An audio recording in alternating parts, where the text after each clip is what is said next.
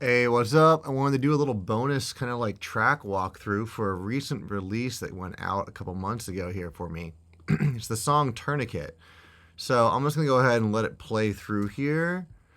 And we will then start to break it down as best I can. I'm a little messy when I work, but at least you can kind of see how I made some of this stuff. So, if this person's moving and I've got time, I can tell him, yeah, he's got a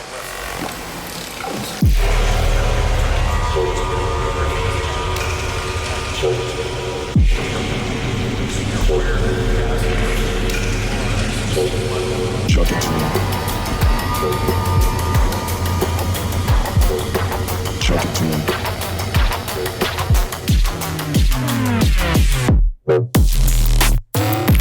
Chuck it to him.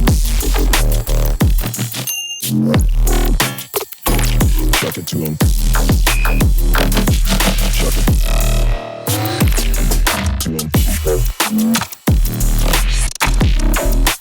Yep.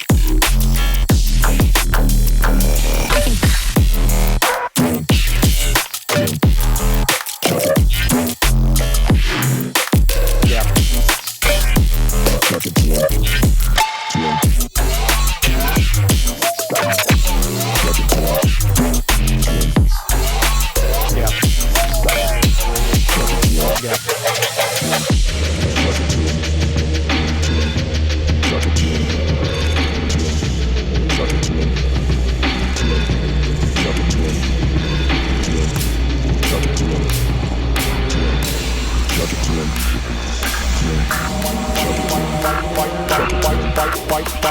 But to start with,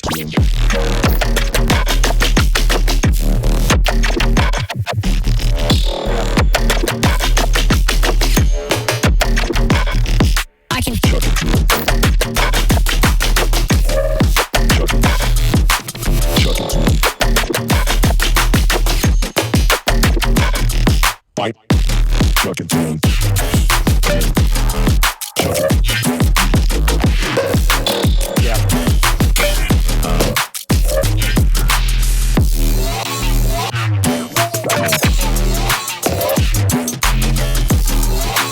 Yep.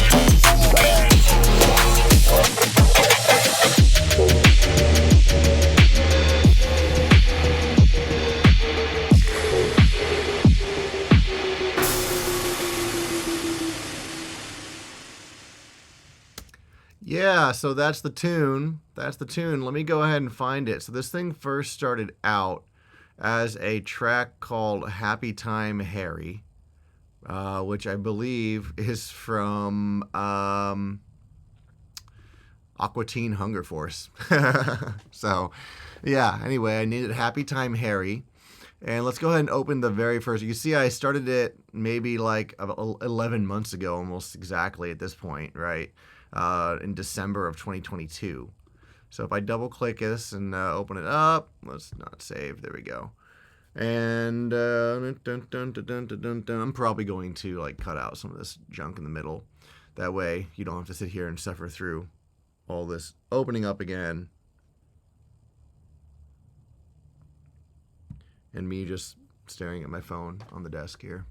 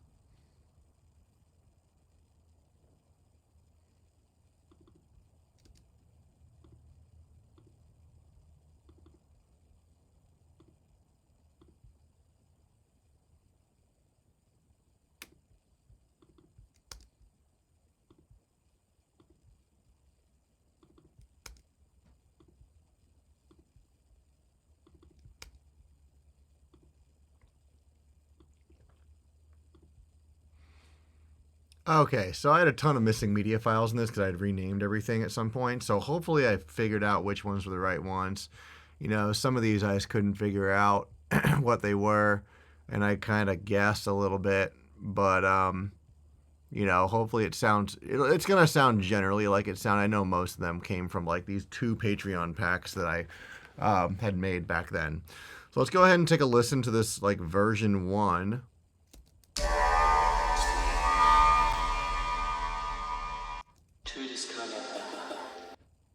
Okay. So,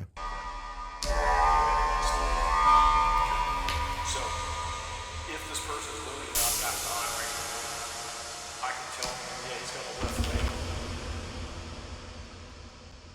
So all of this is just audio from a YouTube video. Here, you know it runs through here, right? Okay. So, if this person's loading up that time right here, With a whole bunch of reverb on it. That's all it is. And then I have these little percussions that are like giving those like really ambient clicky sounds. And then the main bass is this effect sound that I have from one of my Patreon packs.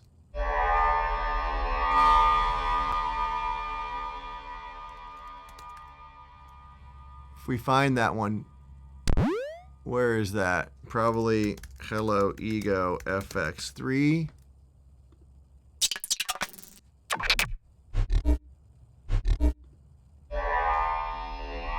Yeah, it's just a little chop from this thing right here. Looks like it's just the first bit of it like that.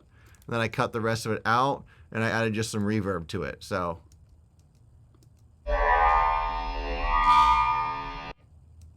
all that is. Nothing crazy. so if this person's loading up that time right here, I can tell him, yeah, he's gonna lift me. This is probably not the right sound if I'm being honest. Like I don't really remember that being in there. But it might be. But then basically what I got going on here is I just threw this like sound of a pottery kiln being opened and closed in here, which is kind of cool. I like adding in like ambiance like that to the tracks.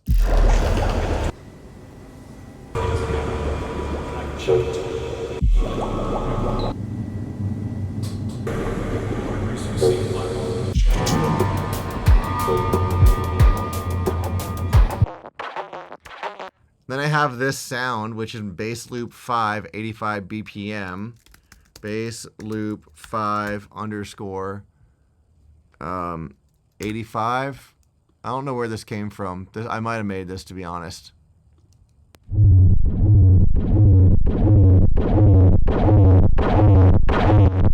Sounds like something I might have made. But then I have a frequency shifter on it, and I'm just cutting the lows, and I had warped it a little bit. And then I have this preserved 16th notes on here to give it that, like...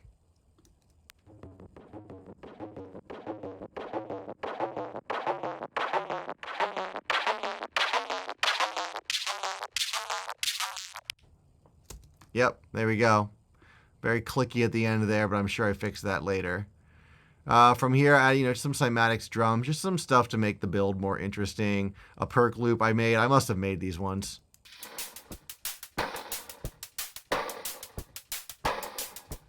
Another effects I made. Yeah. I was trying to use the Patreon packs as much as I could for basically everything in here. It made figuring out what to do much easier for me.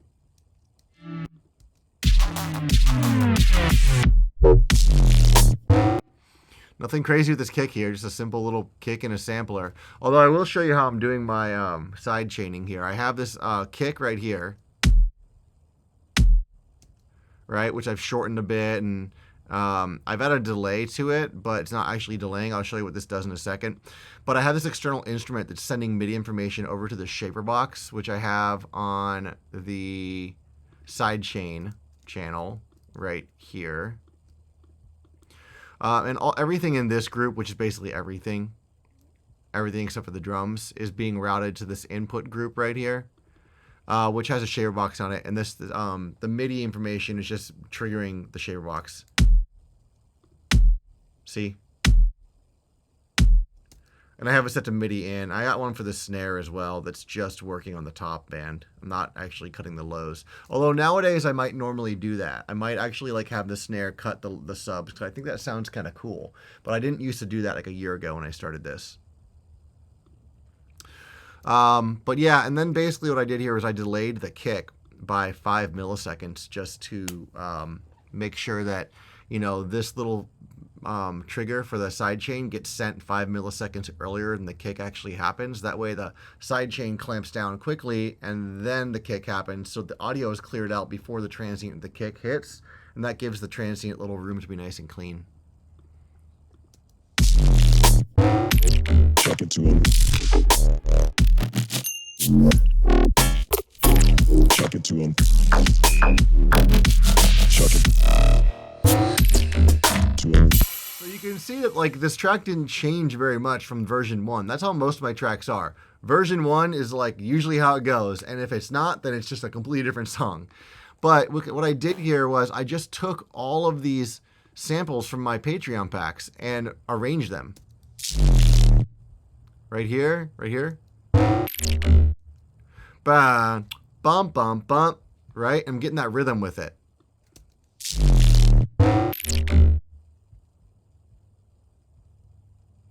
I'm not really sure where the rest of that stuff is. Chuck it to him. It's all down here. There's just a ton more down here where I'm...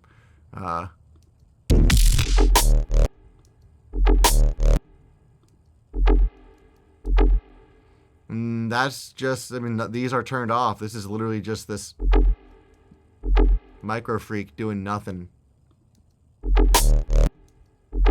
Right, this comes from a very long recording I have. So you can see it's just one tiny little bit out of a ton of sounds like this.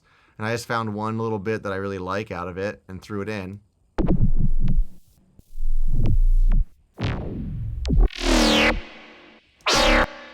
And just got this like...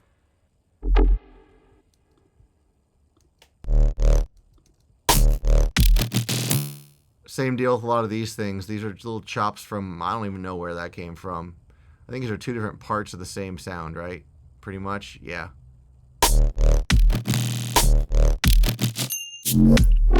So that's got something on it. Where was that sound at? That's got sounds like it has some like resonant type effect on it. Ah, yes. So OTT saturator combination paired with just some multiband dynamics to control the low end.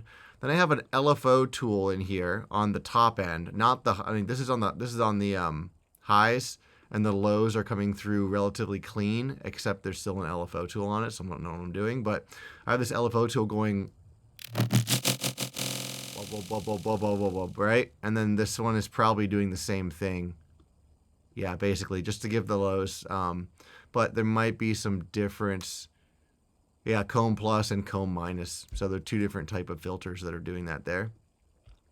Then I put another OTT saturator on this, and then I cut the lows out of it because if I eventually went through and replaced the sub on all of this stuff. Chuck it to him. I mean, most of this stuff is just pretty much like, look at these. These are all just straight up audio samples that I think I re-recorded some of my samples and... Right? Little clicks, little pops, just things that are resampled over and over again. You can see I was trying stuff out here. Who knows where this came from? But I do a lot of resampling within the project. And then I put like a percussion on both of these to give it more of a percussive sound. Hear that little ch-ch. Kind of like how that adds that there. Chuck it to him. Chuck it to him. Chuck it to him. These moments are so cool. We just have like one weird bass sound that rings out.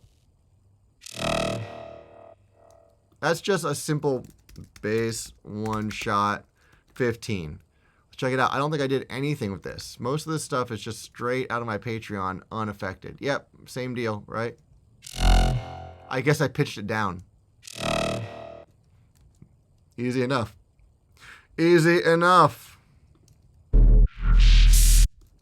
Right? I mean, all this stuff sounds really dirty. I cleaned it up a ton later, but... So what else do we got here? So that's, I mean, it just goes on and on like that for all this stuff.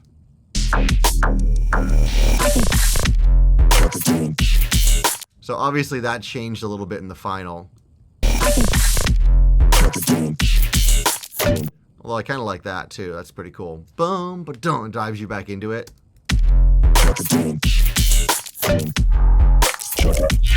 Oh yeah, I must have put the wrong sound in here. It just doesn't sound the same. But that's okay. You get the idea. Where my hats at? Where are those little hats? Everything's a mess. I think it must be this. Yeah, just a percussion loop.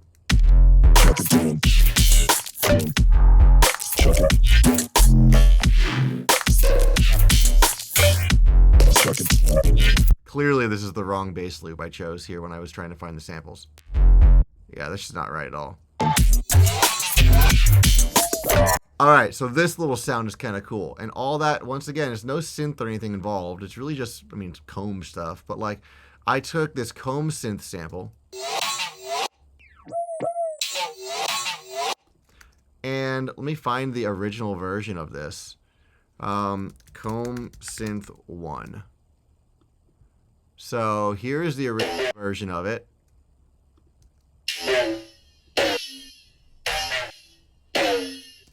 That's all it is. And I chopped it up and arranged it in a way that made it have this like...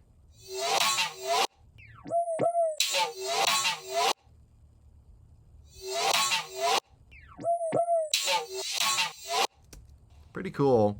What else is on here? Yeah, just a high pass filter, a little filtering on it that I do later, I guess.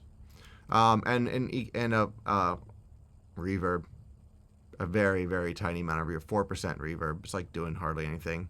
Giving a little room. Yeah, it's barely doing anything at all. But yeah, I mean, you can just see what you can do with samples, right? Like, this sounds nothing like what I wound up with. I don't know how I ended up with the weird little synth line that's there, but I did. So, you know, cashmere fills and whatnot, just because. Yeah. You know, usually we'll do a lot of work on these things, like. So that's what it sounds like, and I put this Digitalis plugin on it, which is pretty cool. Just to give it a little bit like more weirdness, right? And then this short drum fill. Sounds like I'm pitching it. But that might just be in it, so I don't think it's actually being pitched by me. Right? Nothing going on there. I mean... Ooh. All this crap is just super disorganized currently, because this is just version 1, right? Let's go to drop 2.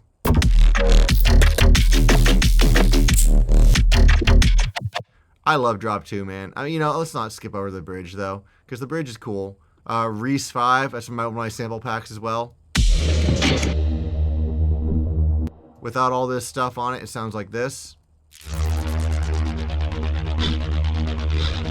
RC20's on here just to add a little bit of like spaciousness to it. Another Digitalis, which actually doesn't turn on until later, it looks like. Yeah, it doesn't turn on until here.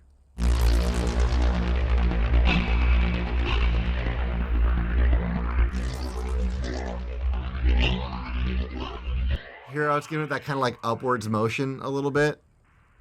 Yeah, that's cool. So let's turn that on. This is just going to open up over time like that. Endless Smile, which I haven't used in forever, but again, that's just going to turn up towards the end in order to kind of cut it out. Oh, where? I guess right there in the outro. You can see I have like other versions of this, by the way, all the way over here.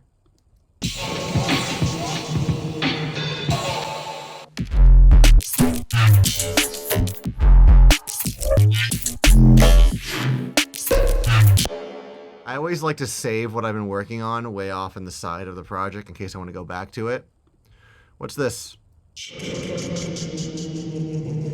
Okay. All this is more of that YouTube video that I sampled with a reduced ambiance on it to kind of make it a little bit cleaner. OTT to boost it up and compress it all. some CLA vocals on a preset, I think, that I may have tweaked, may not have, I'm not sure. Manipulator on this whoop preset, which is pulling it up, and I'm automating the pitch on it too. Somewhere in here. Yeah, at the end. To start with. What to start with. And then I have just a reverb. So it's all really simplistic processing for the most part. Fight. Right? Just the word fight, fight, fight, fight, fight, fight, or whatever he's saying. Modular beat. This is another beat of mine from the sample packs. Filtered in.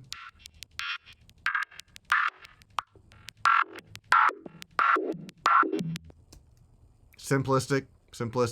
Some other loop I found. A snare transition. Chuck it to him.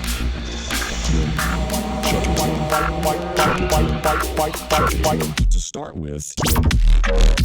Yeah, and these little things are some lasers I made. There's that laser and there's this one. That little wheel, whatever that is.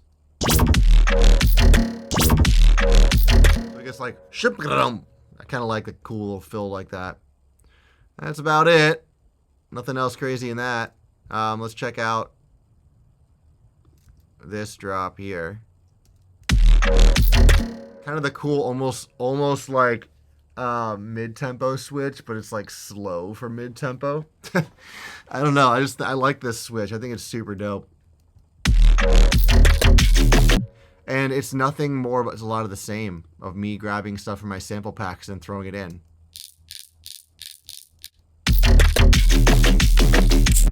Right? Got that?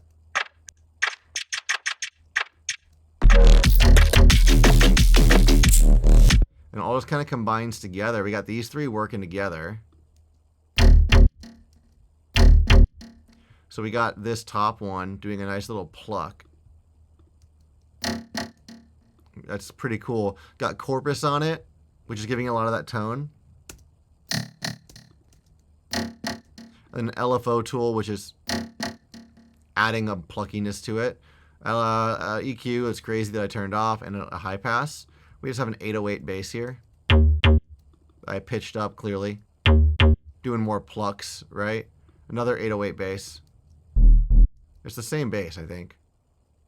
Yeah, I think it's the same bass that I just kind of like did not pitch up. Or rather, I have an octave lower, I should say. And all three of those come together to make that one sound. Which is a pretty dope little sound. Stupid. Just stupid crap like that in there. Right? The idea is just accenting little moments, right? And then I added my sub underneath it. I love this sub, but I use a different one now. This is just, you know, a saturated sine, basically, or a sine with some extra harmonics.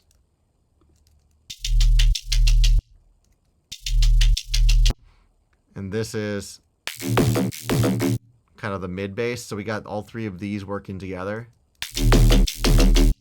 Mbagata, mbagata, daka, daka, daka, daka. And you can see I'm not too concerned with how they're really lining up. It's all kind of wonky.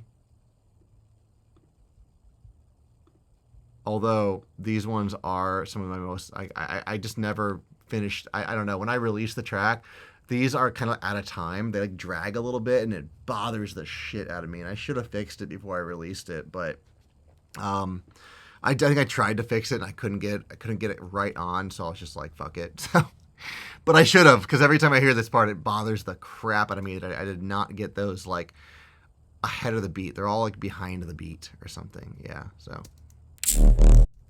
nothing crazy there. I just a resample of some other sound from a much longer resample with other shit in it. Like, what else we got in here? So I had resampled the entire project then. Looks like I resampled this whole track and then ran it through probably something like this. My random randomized granulator. So what this is basically I've taken this granulator And I've added this device randomizer, which is pretty much like 16 truly random LFOs. And then if you have this turned on, watch over here. All these are going to start moving. Yeah, see how they're all moving very slowly? I can turn the rate up here. And I've just mapped a bunch of these parameters to this. And you can see I used it for my the last time I used this, I must have saved it at that point, was for my Somebody remix with Il Gates, and DJ Yan. The two Il Gateses. But yeah, it's still stored in there because I must have just saved it. And if we look at the mappings, you can see I've made tweaks in here and whatnot. But I just mapped all the parameters that I wanted. And then I assigned this and mapped this to the actual the instrument rack. And then I threw the entire balance of the project in. And then I got, you know... And I just took little bits of that with probably some other processing on here. You know, I wonder if I can... Let me go back to how this was. Yeah, I think that's how it was. Right? I wonder if I can find that in here. If it is still stored somewhere. Sometimes I'll have my... I'll have all that shit stored elsewhere. So I can show you what I did. I mean, I might have deleted it. I might have also done it in another project, which I will do sometimes, where I'll do all my sound design in like a different project.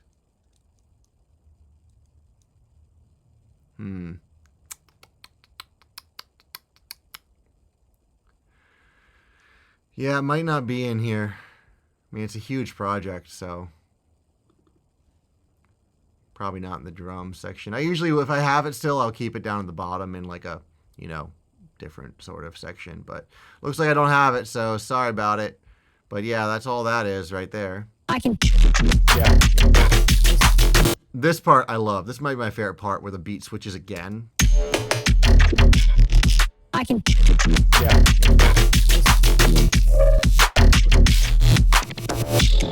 Because I don't really think I change anything to... I don't change any of this. All of that is basically the same. You look, you can see it's identical on both sides. Identical here, identical all the way through here. Now, I mean, that's mostly the same, right? That's mostly the same. All this shit is mostly the same. I add in some different vocals here. But, like, these two drops are basically the exact same. The only thing that's different is I added in a snare and I changed the kick pattern. That's it. So take a listen to how that does to it. Yeah. I can. Yeah.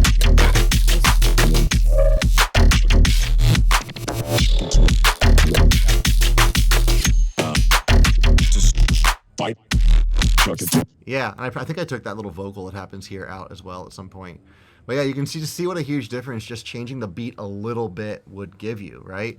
If I didn't do that and I had all of this on like that and I just basically kept the same thing going. I can.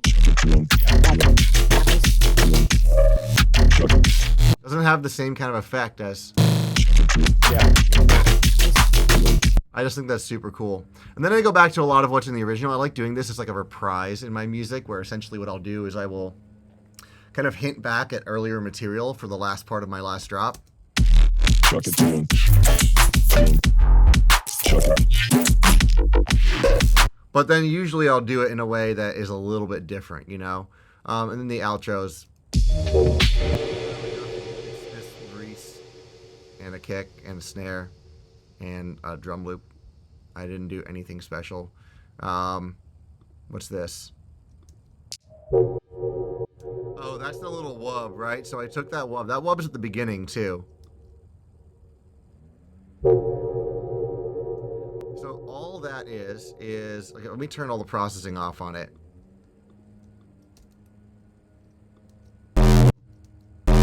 So that's what it sounds like originally. A very distorted bit of bass. And I added a chorus to it. So it got some interesting width and like cancellation. And this volcano here. That's what's causing the wub. And then I added this EQ8 to boost a harmonic. which gives it that kind of cool, like, tonal sound. I don't know what to call it, but yeah. A lot of reverb.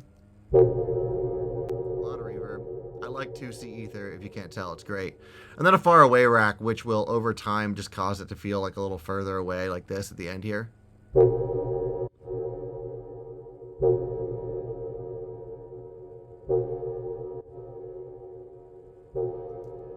See how it's kind of like descending into the distance like that? I like that kind of stuff. I think that's pretty cool. And there's too many little sounds to go over each individually in this whole thing, but let me just skip ahead to the final version of it. So it's not mixed down. It is actually in the Tourniquet project. Okay, well, I have the version 6 here, which that must be... I thought there was a version 7, but maybe not. Guess not. Looks like version 6 is the last one. So let's go ahead and take a look at version 6. Don't save. Now, this one will have, excuse me, all the correct sounds and everything in it. And what I do a lot of the time is I will take an entire track and I will bounce it down to stems. I will individually resample all the stems, usually all at once, you know. It's a little bit laborious, but I like to just print everything to audio at the end there, even if there's like 300 tracks, because that lets me see what's going on in the audio waveforms and lets me clean everything up and make a lot of edits. Yeah, okay. So here's all my mix references. You can see I do reference when I mix. And I went through and I chopped all of these files up. These used to be all incredibly long, you know, well, as long as the entire track is. Long files that I went through and I chopped up and I cleaned up. So let's take a look first of all at the bass here. You can see what I did with the sub. So all of these like light red ones, these are all the mid basses. If I solo them, you'll hear the drop. Why so quiet? Oh, because this is the version I sent out for mastering. So let's turn that off and that on.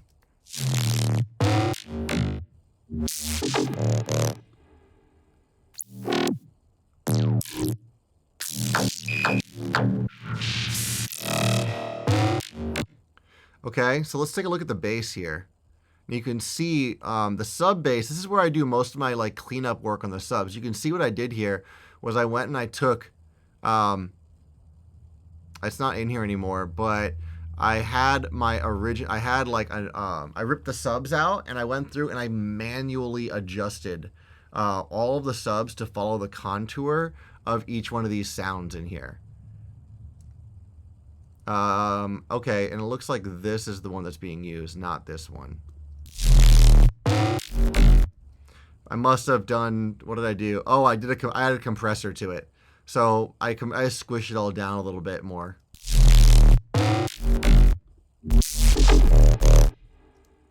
You can see that kind of rounded them out a bit. But yeah, all of this was manual, where I literally went in here and I like added fades to stuff like that and then froze and flattened it. And I went and I cut all of the little moments like this shit. You see how this kind of has this weird little something on it? I didn't want that there, so I just went through and I faded all of those out. And you can see just the enormous number of edits I did in this sub to make it clean. Every single one of these is an edit. A little micro adjustment. And you can see that I changed the timing of a lot of them too. Like I moved some of these around. And the reason why I'm doing that is I'm trying to get my sub to be phase locked with my kick. So for example, I'm not going to go too deep into it because I have another tutorial video on my Patreon that literally shows me doing this for a different track, I think. But I basically will go in here and I'll check where my kick is. I'll like listen to just the kick and the sub and I'll usually resample it. And then I'll make like a slight adjustment and move this like in phase with my kick so that when the kick does this, this thing is also doing this, as opposed to them coming together and canceling each other out. But again, I'm not going to go too deep into it because that's just, I talk about it elsewhere as well. But yeah.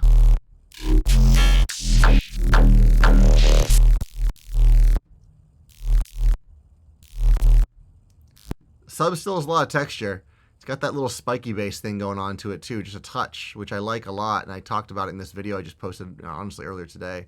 So yeah, it's got a little of that going on, which gives it that like really nice character. I think it's awesome. Let me take a look here. So all the synths. Let's check out what the green like melodic synths are. There's not a lot in this track, but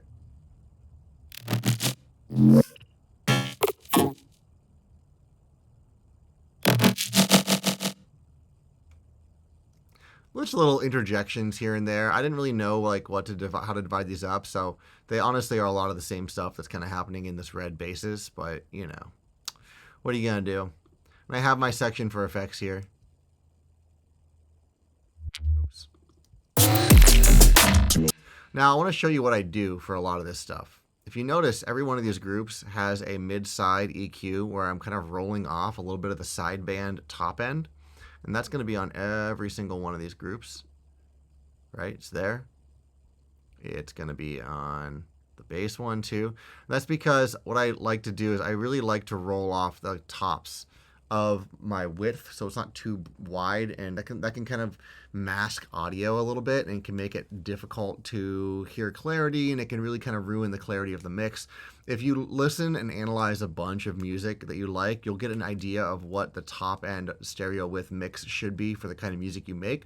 Kind of music I make, bass music, left field, mid, down tempo. It very much is like a more narrow top end with a nice, kind of a Christmas tree shape. Narrow at the top, narrow at the top, coming down, fatter in the lower mids, then coming in and more narrow at the subs. But I like to have a little width in my subs too. So I always make sure that my low end has a bit of width to it, which I added in somewhere. I don't know where though. But yeah, so you see I cut the lows from mid basses. I have the top end, and then for here I went through and I split the mids from the sides. All right, so here I'm processing the mids and the sides on my mid basses. So the mono content versus the stereo content. There's nothing. I'm using this. I think it's free MSCD. So I'm muting the sides on the mid, and I'm muting the mids on the sides, like that. And on the sides, I have a fuse compressor. And what the fuse compressor is doing is it is just controlling the sideband content so it doesn't get too wide. And you can see I have it set to mid-side mode. And then I also have it set to channel link 0%, which means that, okay, this is hard to describe. This is passing all the center stuff. This is passing everything that is opposite in the left and the right. So they're like the waveforms are doing the exact opposite on either side. So I want to unlink this compressor so that it's basically a compressor for the left and a compressor for the right, and they're both moving independently of each other, and they're working sort of like independently. And that way I can squish the sides down without having the two sides linked, which could cause some stereo imaging weirdness. All right, but this just controls sideband contact. This narrows the image, but only when it gets too loud. Then I turned the volume down into this G clip, which I'm going to explain later, and then turned it back up after. I'll explain it later. Another fuse compressor, which is basically just like OTT to kind of control what. Controlling the mids, right? I thought the mids were a little too prominent, so they're being controlled by that. And that's all there is for that. I don't think there's much on the bridge. Yeah, the bridge isn't really doing anything. The routing is, what is that doing? Turning the gain down a little bit. Why? For the kick, probably. Yeah, that's all it is. It's just kind of ducking it for the kick. But I have it on sidechain over here. It must be a different kick. It must not be triggering my sidechain. No, it's triggering the sidechain. I don't know why it's doing that. I just did that.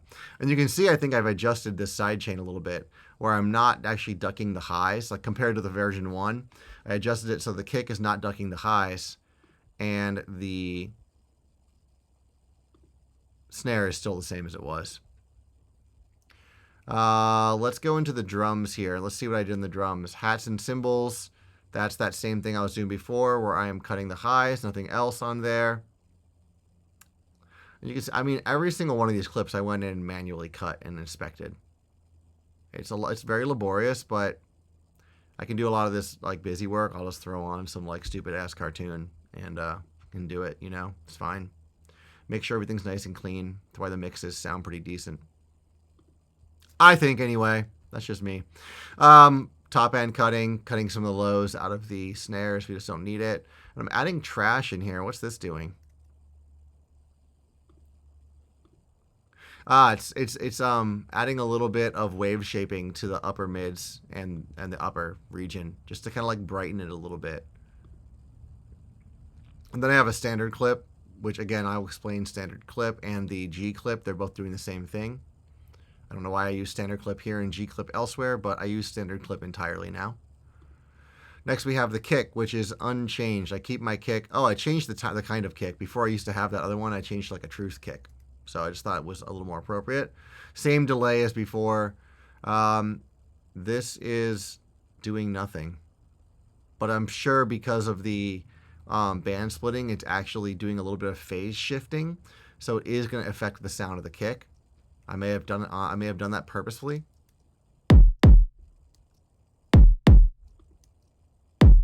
It's not doing much though. Drum bus. Fatten it up, make it a little harder. Anything else on here? That's an EQ that's turned off. Ozone imager. Adding in a little bit of width to the low end on this. On the bus, I have a standard clip. And on the drums, I have an invigorate. I love invigorate. Invigorate makes drums so fat. This is basically just like, I tweaked it a little bit, but this is basically just the default preset. So you can hear how like weak and unglued it sounds when I turn it off. When I turn it on. Just gets the whole thing to sit together really nicely.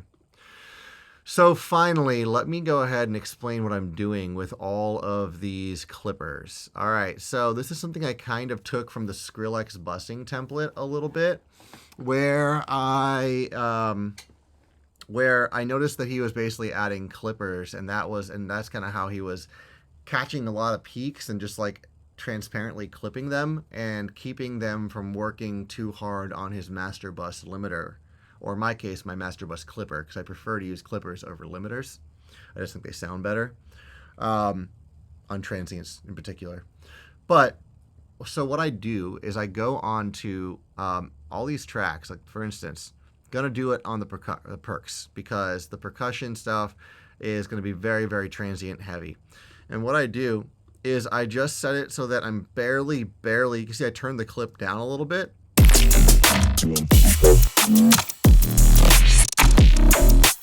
Yep. And all I'm doing is just barely trimming these peaks off. Like you can't even tell. This is for, like, you shouldn't be able to hear it, right? The idea here is you shouldn't be able to hear it, and it should be simply because, I can't believe I didn't do it on the hats, but I don't know. But this should be simply for being able to make your track loud without distorting, all right? If you check the side chain, I usually do it a lot more than this. I may have done it on some of these at an earlier stage. But the mid bass is I did do it here. And the reason why I gained it down is just because I needed to give myself more headroom to catch the clipping the way I wanted to. Otherwise, it was clipping too hard. See, moments like that where it just pops up really loud.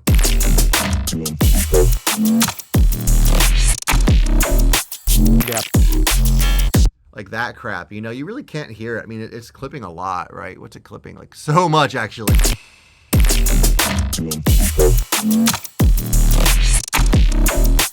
Yep. Which sound is that? I want to see. Is it this one? Yeah, so if I turn this thing off, actually, let's just see if it's actually changing the sound.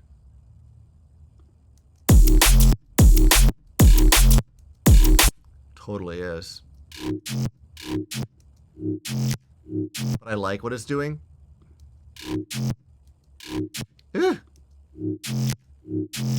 It's making it sound better, so I'm cool with it. I usually don't use it that hard, but I just wanted to like catch all these peaks big time. And the sub, I think I threw it on the sub at 1.2. Yeah, that's fine. As long as you're not distorting your sub in a bad way. The synth, same deal, right?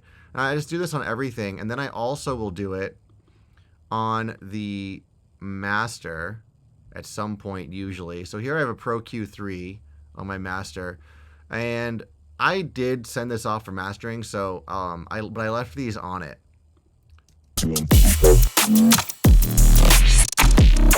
Boosting the lows a little bit, cutting some of those mids that I've been trying to control. It's a very mid-heavy track. And then I'm also just controlling the top end and pushing a little bit up in the highs. And I have Gullfoss on it too, which is like an auto EQ, and I'm just got it like at 28, 23% on the recover, which will boost it, and tame, which will chill. I don't often use Gullfoss, but it's kind of cool. I think it's good sometimes. And then I have my newfangled clipper on here. So all of this is just being run through a clipper. Yep. And that's just how I do all my tracks, as I run it through a clipper. And then when I send it off for mastering, I just turn the clipper off and I give myself 10 decibels of headroom. And that's my pre-master. And that works really well. This stuff is not doing anything. What's this doing? Okay, I just gained it down at the end there. Yeah. Yeah, no, I didn't even put, like, there's some stuff I normally do that I just did not do on this track. I'll normally put this drop rack on it too, where what this will do for me is it'll like, yeah, normally I do this. I don't know why I didn't here. Maybe I just felt like I didn't needed it or something, but I'll have this set like that so that over time, what it's doing is it's cutting the lows, cutting the highs, and then it's turning down the sideband content here, so it's making it less bassy, less bright, and more narrow. And then once you get to your drop, you just turn it off entirely, so you get like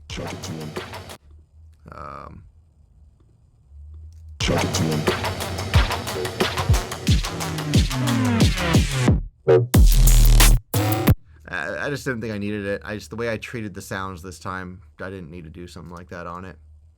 But yeah, that's basically it. I mean, the drums are simplistic, as they always are for me. I don't really like go too crazy with drums. Snares I'll get tricky on, right? My snares are often a couple different layers, at least two. Clap plus a little thing. I don't know, nothing wild, but yeah, it's all simple. It's just taking samples I make in my spare time, and throwing them together into a way that's pretty freaking dope. So yeah, hope you enjoy that, and let me know if you got any questions about this. I'm super happy to go over more of this some other time.